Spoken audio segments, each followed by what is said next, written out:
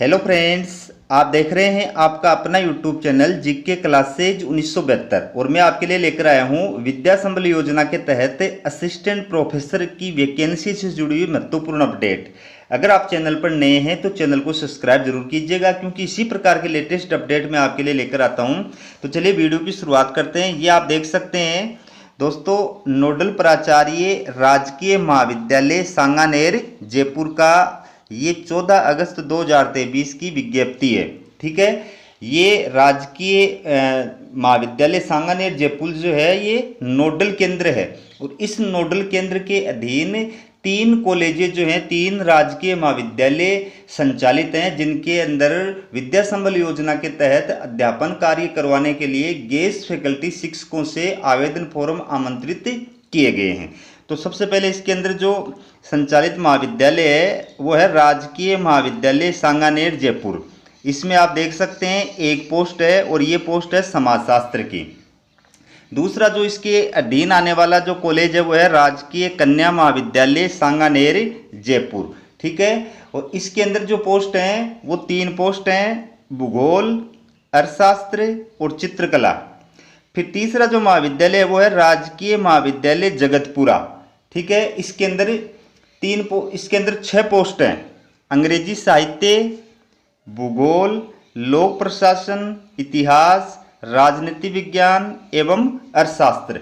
ठीक है, तो इस प्रकार से इस नोडल केंद्र के द्वारा ये तीनों जो महाविद्यालय हैं इनके अंदर टोटल जो है 10 पदों के लिए विद्या संबल योजना के तहत और गेस्ट फैकल्टी के रूप में अध्यापन कार्य कराने के लिए आवेदन फॉर्म जो है वो आमंत्रित किए गए हैं। मैं पूरी डिटेल आपको विस्तार से समझाऊंगा पॉइंट के हिसाब से। सबसे पहली बात, आवेदन फीस क्या है? तो दोस्तों, इन विद्या संबल योजना के तहत अप्लाई करने के लिए कोई आपको आवेदन शुल्क नहीं देना पड़ता है, बिल्कुल फ्री है। ठीक है, दूसरी बात, आवेदन प्रक्रिया, आपको आवेदन कैसे करना है? तो दोस्तों, इन पदों के लिए आपको ऑफलाइन आवेदन करना है। ऑफलाइन आवेदन करना है। आवेदन का जो फॉर्म है वो आपको या तो महाविद्यालय की ऑफिशियल वेबसाइट पे मिल जाएगा या फिर आयुक्तालय कॉलेज शिक्षा जयपुर जो है उसकी ऑफिशियल वेबसाइट से आपको आवेदन पत्र डाउनलोड करना है प्लस शपथ पत्र डाउनलोड करना है। 2 डॉक्यूमेंट्स आपको डाउनलोड करने हैं, आवेदन पत्र और शपथ पत्र। ठीक है, तो इन दोनों को पूरी तरह से भरना है, जो भी डिटेल है वो पूरी फिलअप करनी है आपको। फिर इसके साथ आपको क्या लगाना है? आवेदन फॉर्म के साथ आपको आपके जो एकेडमिक डॉक्यूमेंट्स हैं, ठीक है, एकेडमिक डॉक्यूमेंट्स की फोटोकॉपी प्लस आपके जो एक्सपीरियंस है सब्जेक्ट के अंदर, टीचिंग जो एक्सपीरियंस है उसकी सेल्फ अटेस्टेड फोटोकॉपी, इसके अलावा जो आपके रिसर्च पेपर हैं या सेमिनार आपने अटेंड किए उनके प्रमाण पत्र हैं उनकी सेल्फ अटेस्टेड फोटोकॉपी। इसके अलावा अगर आप रिजर्व कैटेगरी के अंदर लाभ लेना चाहते हैं तो आपको कास्ट सर्टिफिकेट की फोटोकॉपी सेल्फ अटेस्टेड जो है, ये सब सेल्फ अटेस्टेड फोटोकॉपियां जो है आपको साथ में लगानी है। इसके साथ साथ में एक विशेष चीज का आपको ये ध्यान रखना है कि जो आवेदन पत्र है उस पर स्पष्ट रूप से आपको महाविद्यालय का नाम लिखना है। ये तीनों जो महाविद्यालय हैं, तीनों में से आप किस महाविद्यालय में अप्लाई कर रहे हैं उस महाविद्यालय का नाम जरूर आवेदन पत्र के ऊपर लिखना है। ठीक है, और फिर इस आवेदन फॉर्म को आपको क्या करना है? बाई हैंड या फिर बाई पोस्ट जमा कराना है। ठीक है, एड्रेस क्या होगा? एड्रेस होगा नोडल प्राचार्य राजकीय महाविद्यालय सांगानेर जयपुर। इस एड्रेस पर आपको या तो चाहे तो बाई हैंड में जमा करा सकते हैं, चाहे तो बाई पोस्ट जमा करा सकते हैं, लेकिन इसमें स्पीड पोस्ट या फिर रजिस्टर्ड डाक से आपको भेजना जरूरी है, क्योंकि पहुंचने की उसमें फिर लेट पहुंचने की संभावना नहीं होती है। ठीक है, अब बात करते हैं अंतिम तिथि। तो दोस्तों, इन पदों के लिए आवेदन करने की जो लास्ट तारीख है वो है 21 अगस्त। 21 अगस्त को आपको जो है 21 अगस्त लास्ट तक जो है आपको इनके लिए आवेदन फॉर्म करना है। अब बात करते हैं अपन योग्यता की। ये पूरी जो है डिटेल आप इसमें देख सकते हैं, इसको आप पढ़ सकते हैं। मैं विस्तार के साथ में आपको पूरी चीज़ें बता रहा हूँ, ये आप चाहे तो इसको पढ़ भी सकते हैं। ठीक है, बाकी मैं विस्तृत रूप से आपको पूरी चीज़ें अच्छी तरह से समझा रहा हूँ, पॉइंट टू पॉइंट। अब बात करते हैं योग्यता क्या है। तो देखिए, सहायक आचार्य बनने की जो योग्यता है, पहली चीज़ क्या है कि आप जिस भी विषय में अप्लाई कर रहे हैं उस विषय में या उससे संबद्ध विषय में आपके पास में 55% मार्क्स के साथ में और मास्टर डिग्री होनी चाहिए। ठीक है, मतलब पीजी होनी चाहिए उस विषय में या उससे संबद्ध विषय में, और वो कम से कम 55% मार्क्स से उत्तीर्ण होनी चाहिए। दूसरी बात, अब इसके साथ और क्या जरूरी है, इसके साथ आपके पास में या तो विश्वविद्यालय अनुदान आयोग यानी यूजीसी के द्वारा या CSIR के द्वारा जो एग्जाम कंडक्ट कराई जाती है, ठीक है ना, नेट, उसकी उपाधि होनी चाहिए, या स्टेट लेवल की जो पात्रता परीक्षा होती है सेट या स्लेट, वो आप क्वालिफाइड होने चाहिए। दोनों में से अगर एक भी क्वालिफाइड आप, तो आप अप्लाई करने के योग्य हैं।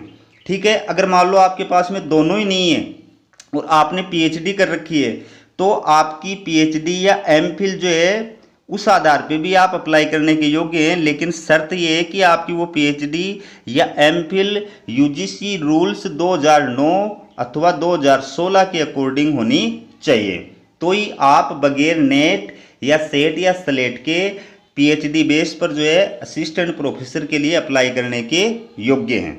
ठीक है, और इसके साथ साथ में अगर मान लीजिए आपकी जो है पीएचडी या एमफिल 11 जुलाई 2009 से पहले की रजिस्टर्ड है, 11 जुलाई 2009 से पहले की रजिस्टर्ड है, तो फिर आप ये देखिए कि ये आपको प्रमाण पत्र बनवा करके देना पड़ेगा। ठीक है, ये आपको देखिए ये दे रखा है, इन शर्तों को पूरा करने को संबंधित विश्वविद्यालय के कुल सचिव अथवा संकाय अध्यक्ष द्वारा सत्यापित किया जाएगा। तो समझ गए होंगे आप बात को। ठीक है, ये आप पढ़ सकते हैं इसमें बाकी डिटेल। अब मैं आपको एक महत्वपूर्ण चीज और बता देता हूं, ये भी आपके लिए जानना जरूरी है। ये देख सकते हैं आप कि ऐसे सब्जेक्ट, मैं इसको वैसे बता देता हूं सामान्य रूप में, कि ऐसे विषय जिनके अंदर यूजीसी या CSIR के द्वारा नेट या सेट या स्लेट कंडक्ट नहीं करवाई जाती है, आयोजित नहीं करवाई जाती है। ठीक है, तो उसके अंदर आप मास्टर डिग्री के बेस पर भी अप्लाई करने के योग्य हैं। ठीक है, अब बात करते हैं सिलेक्शन प्रक्रिया की। अब आपका जो सिलेक्शन होगा इसके अंदर वो कैसे होगा वो मैं आपको बता देता हूं। दोस्तों, आपका जो सिलेक्शन है, नो एग्जाम नो इंटरव्यू, न तो आपका कोई एग्जाम लिया जाएगा न कोई आपका इंटरव्यू होगा। आपका जो सिलेक्शन होगा वो API स्कोर के आधार पर होगा, और यूजीसी रूल्स 2018 के अकॉर्डिंग महाविद्यालयों में सहायक आचार्य पद के लिए यानी असिस्टेंट प्रोफेसर के पद के लिए जो है API स्कोर तैयार करने की ये तालिका दी गई है। इस तालिका के बेस पर आपका API स्कोर तैयार किया जाएगा। तो ये आप देख सकते हैं, ये शैक्षणिक रिकॉर्ड है, स्नातक यानी यूजी के अंदर आपके प्राप्तांक के आधार पर आपका स्कोर कार्ड तैयार किया जाएगा। अगर आपके 80% से ऊपर हैं या 80% हैं तो आपको 21 नंबर दिए जाएंगे।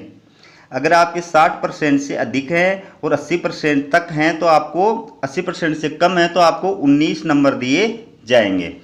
अगर आपके 55% से अधिक और 60% से कम है यूजी के अंदर तो आपको 16 नंबर दिए जाएंगे, और अगर आपके 45% से अधिक और 55% से कम है यूजी में तो आपको 10 नंबर दिए जाएंगे। फिर स्नातकोत्तर यानी पीजी। ठीक है, तो आपकी अगर पीजी के अंदर 80% से ऊपर आए हुए हैं तो आपको 25 नंबर दिए जाएंगे। 60% से अधिक और 80% से कम आए हुए हैं तो आपको 23 नंबर दिए जाएंगे, और 55% से अधिक और 60% से कम आए हुए हैं तो आपको कितने नंबर दिए जाएंगे, आप देख सकते हैं 20 नंबर दिए जाएंगे। इसमें SC ST वालों को 5% की छूट है, वो भी आप इसमें देख सकते हैं। फिर आप देखिए, अगर आपने MPhil कर रखी है तो आपको 60% या उससे अधिक होने पर 7 नंबर दिए जाएंगे, और 55% से अधिक और 60% से कम होने पर 5 नंबर दिए जाएंगे। ठीक है, और मैं आपको ये भी बता दूं कि यूजीसी रूल्स 2018 के अंदर तीसरा संशोधन यूजीसी ने किया है, जिसमें जो प्रोफेशनल डिग्री हैं, ठीक है ना, उन प्रोफेशनल डिग्री को भी MPhil के बराबर यहाँ पर माना गया है। वो आप चाहे तो वो मेरा वीडियो भी देख सकते हैं। फिर अगर आपने PhD कर रखी है तो PhD के आपको 25 नंबर दिए जाएंगे। आपने JRF के साथ में नेट कर रखी है तो आपको 10 नंबर दिए जाएंगे। अगर आपने सिर्फ नेट कर रखी है तो आपको 8 नंबर दिए जाएंगे। आपने स्लेट या सेट क्वालिफाइड कर रखी है तो आपको 5 नंबर दिए जाएंगे। ठीक है। इसके बाद में देखिए शोध पत्र का प्रकाशन। ठीक है, तो आपके द्वारा जो शोध पत्र प्रकाशित किए गए हैं उनके आपको अधिकतम 6 नंबर दिए जाएंगे। एक शोध पत्र के आपको 2 नंबर दिए जाएंगे, लेकिन ये शोध पत्र आपके यूजीसी की जो सूचीबद्ध जर्नल हैं उनके अंदर ही प्रकाशित होने चाहिए। ठीक है। इसके अलावा आपके शैक्षणिक अनुभव के टीचिंग एक्सपीरियंस के आपको अधिकतम 10 नंबर दिए जाएंगे। 1 साल के आपको कितने नंबर दिए जाएंगे? 2 नंबर दिए जाएंगे। इसका मतलब आपका 5 साल का जो टीचिंग एक्सपीरियंस है वो ही काउंट किया जाएगा। अब बात करते हैं पुरस्कार। तो आपको अगर राष्ट्रीय स्तर पर या अंतर्राष्ट्रीय स्तर पर कोई पुरस्कार मिला है तो अधिकतम 3 नंबर दिए जाएंगे। राज्य स्तर पर अगर कोई पुरस्कार मिला है तो आपको अधिकतम 2 नंबर दिए जाएंगे। ठीक है। लेकिन इसमें आपको ये भी ध्यान रखना है, ये आप देख सकते हैं कि अगर मान लीजिए आपने एमफिल और पीएचडी दोनों कर रखी है तो आपको 25 नंबर से ज़्यादा नहीं दिए जाएंगे। अगर मान लीजिए आपने जेआरएफ, नेट और सेट दोनों कर रखी है तो आपको 10 नंबर से ज़्यादा नहीं दिए जाएंगे। और जितने भी अवार्ड हैं तो अवार्ड भले आपको कितने भी मिले हुए हैं आपको 3 नंबर से ज़्यादा नहीं दिए जाएंगे। ठीक है। इस प्रकार से आपका जो स्कोर कार्ड तैयार होगा वो किस प्रकार से तैयार होगा कि आपके शैक्षणिक जो अंक हैं वो शैक्षणिक प्राप्तांक है वो 84 हो गए, शोध प्रकाशन हो गया 6 और शिक्षण अनुभव हो गया 10। इस प्रकार से टोटल आपका स्कोर कार्ड 100 जो है वो हो गया। अब 100 का स्कोर कार्ड के अंदर एपीआई स्कोर के अंदर आपका जो एपीआई स्कोर इसके अंदर इस प्रकार से तैयार किया जाएगा। उस एपीआई स्कोर के आधार पर टॉप 3 जो मेरिट वाले अभ्यर्थी होंगे हर सब्जेक्ट के अंदर, टॉप 3 मेरिट वाले जो अभ्यर्थी होंगे उनको डॉक्यूमेंट्स वेरिफिकेशन के लिए कॉल किया जाएगा। और उसमें जिसका डॉक्यूमेंट सही पाया जाएगा, जैसे मान लो फर्स्ट नंबर वाले का डॉक्यूमेंट सही पाया जाता है तो फिर उसको ज्वाइनिंग प्रदान कर दी जाएगी। अगर उसका डॉक्यूमेंट सही नहीं पाए जाते हैं तो सेकंड वाले का डॉक्यूमेंट्स वेरिफिकेशन किया जाएगा, फिर उसको सही पाए जाने पर ज्वाइनिंग प्रदान की जाएगी। ठीक है।